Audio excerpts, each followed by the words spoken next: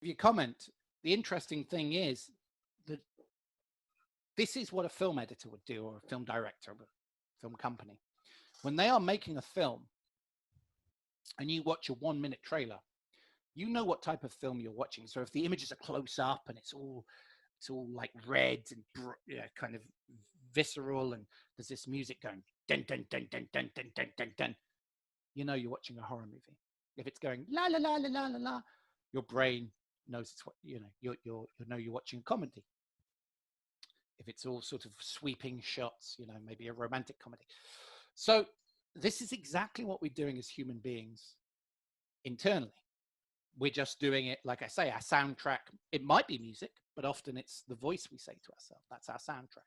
The images we make, often when we're scared, they tend to be quite close and big. The number of people that go to me, oh, I have a fear of spiders. And I'm going, well, what spiders have you got in England? It's that, but in their head, it's much bigger. So when you edit your own internal movie, you can change how you feel.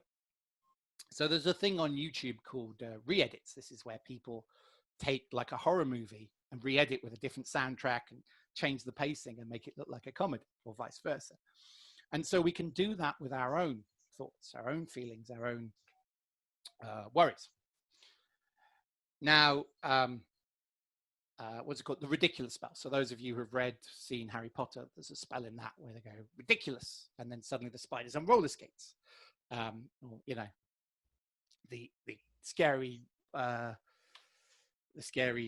teacher is suddenly, dressed in a big wig or whatever. So it's doing that, and that's a very good one with children, actually. If you imagine a spider, and give it like googly eyes and smoking a cigar with a top hat, you're going to change your perception to it.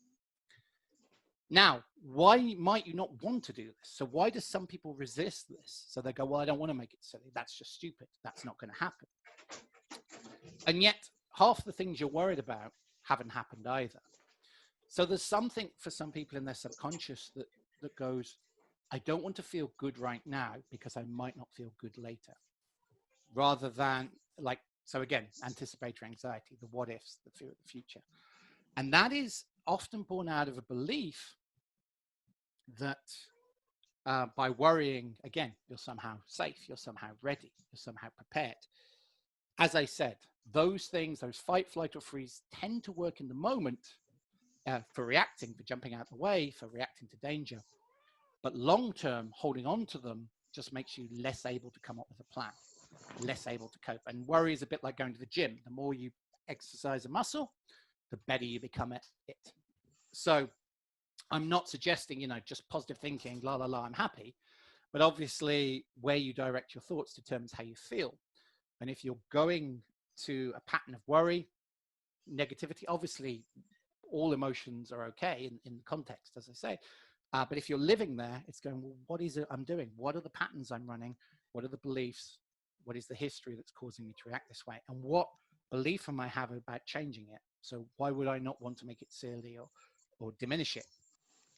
And as I say, often comes back to protection or safety. So it's working on that belief about, well, how protected or safe am I when I'm reacting?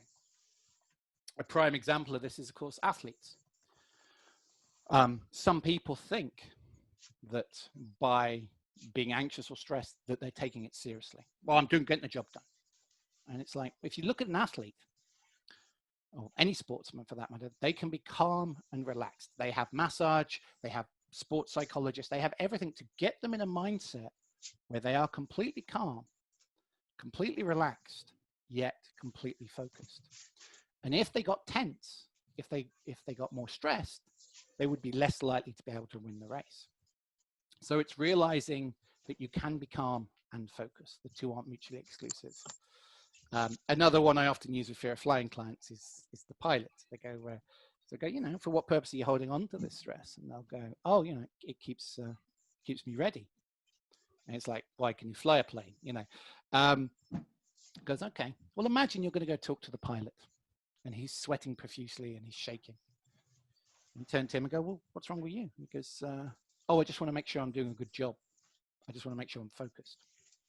Even if you don't have any fear of flying, you're going to be off that plane in this shot.